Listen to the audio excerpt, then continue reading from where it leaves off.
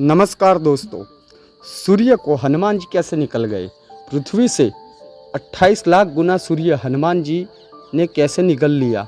या फिर यह कह लीजिए कि क्या यह विज्ञान के साथ मजाक है? इस हिसाब से तो आपको हर चीज़ पर सवाल उठाने चाहिए कि जो आसान नहीं है। जैसे कि हनुमान जी ने बिना थके इतना विशाल समुद्र कैसे पार कर लिया। अरे श्री हनुमान जी भगवान का अंश है, उन्हें विभिन्न प्रकार के वरदान प्राप्त हुए हैं, भगवान हैं। हनुमान जी के पास अष्ट सिद्धि और 9 निधि है।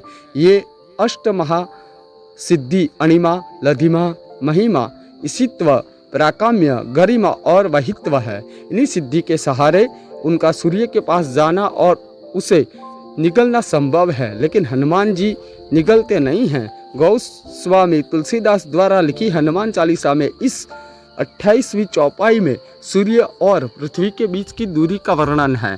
जुग सहस्त्र जो जन पर भानु, लील्यो ताहि मधुर भल जानू। यह दोहा अवधी भाषा में है। इसे दोहे का हिंदी भाषा में अर्थ यह है कि हनुमान जी एक युग सहस्त्र योजन की दूरी पर स्थित भानु यानी सूर्य को मीठा फल समझकर खा लिया। खाने ही वाले थे, तभी देवराज इंद्र ने प्रहार कर दिया। अगर आप यह विज्ञान का तर्क देखना चाहते हैं तो ये दे सकते हैं। जैसे कि अपनी लधिमा सिद्धि का उपयोग करके हनुमान जी अपना वजन सूक्ष्म मतलब नख के बराबर कर सकते थे। जैसा हमने विज्ञान में पढ़ा है कि जिस पार्टिकल का वजन ना के बराबर हो, वो पार्टिकल की ही प्रकाश की गति से ट्रैवल कर सकता है, क्योंकि इस स्थिति में उस पार्टिकल पर गुरुत्वाकर्षण बल और सेंटर ऑफ ग्रेविटी का असर नहीं होता है। इस तरह हनुमान जी प्रकाश की गति से तेज उड़कर सूर्य को निगलने के लिए पहुँचे थे। हनुमान जी अष्ट सिद्धि में से एक महिमा है। इनका सिद्धि से वह अपना शरीर का जितना चाहे उतना बड़ा कर सकते हैं। इसलिए हनुमान जी के सामने पूरी पृथ्वी ही एक फल के समान है। विज्ञान के अनुसार कोई भी ऐसी चीज़ जिसका वजन ज़्यादा और बहुत ही ऊर्जा हो वह ब्लैक होल बना सकती है, और ब्लैक होल सूर्य को निगलने की क्षमता रखता है।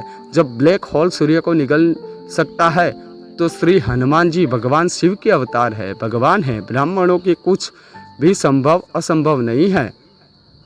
बदलाव आज से 70-80 साल पहले अगर कोई कहता कि इंसान अंतरिक्ष में जा सकता है तो लोग हंसते होंगे। 40 से 50 साल पहले कोई कहता कि इंसान 1000 किलोमीटर की दूरी चंद घंटों में पूरी कर सकता है तो वो लोग हंसते होंगे। 20-30 साल पहले कोई कहता होगा कि इंसान दूर बैठे दूसरे इंसान से बातचीत कर सकता है तो लोग हंसते होंगे। 15-20 साल पहले कोई कहता होगा कि इंसान दूर बैठे हुए इंसान से फेस टू फेस देख सकता है तो वो लोग हंसते होंगे। बदलाव नंबर 2, हाल ही चीन में अपना खुद का एक कृत्रिम सूर्य बनाने में सफलता हासिल की है। आज हम लोग शहर में रहते हैं, इसलिए इस खबर को सुन पढ़ कर यकीन कर सकते हैं, लेकिन गांव में जाकर किसी से पूछोगे तो वह इस सवाल करने वाले की तरह उसका मजाक उड़ाएगा और इस बात पर यकीन नहीं करेगा कि कोई देश किसी देश के लोग सूर्य को बना सकते हैं। अब आप समझ गए होंगे कि मैं क्या कहना चाहता हूँ। आगे भी विज्ञान की मदद से हम लाइटिंग स्पीड में सफ़र करने पर रिसर्च कर रहे हैं और अभी ये मजाक लग रहा है, लेकिन हमारी ये सोच हम तक सच साबित हुई है। तो फिर हमारी संस्कृति के बारे में आप ऐसा क्यों सोचते हो जैसे कि हम सब एक अंधविश्वास हो? हमारी संस्कृति हमारे दिल दिमाग इतिहास की किताबों और वेदों में नहीं थे, जबकि विज्ञान अभी शुरुआत ही है।